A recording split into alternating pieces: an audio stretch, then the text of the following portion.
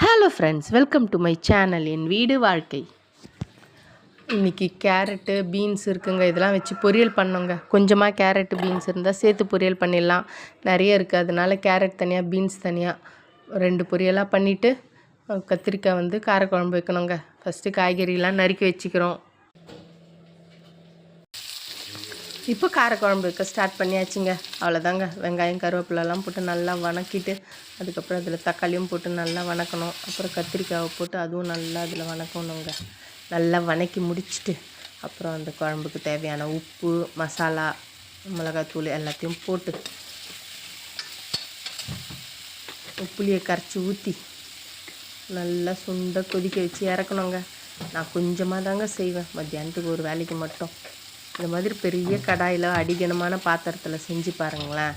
உங்களுக்கு வந்து அந்த குழம்பு டேஸ்ட்டாகவும் இருக்கும். உங்களுக்கு வந்து நம்ம செய்யறதுக்கும் நல்ல வசதியாக இருக்குங்க கிண்டுறதுக்கு.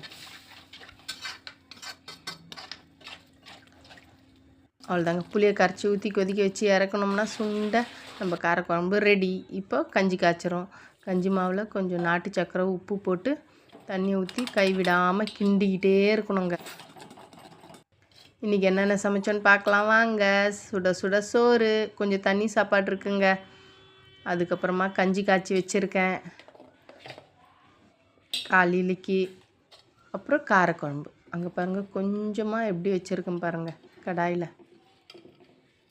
அதுக்கப்புறம் முட்டை வேக வச்சு வச்சுருக்கேங்க.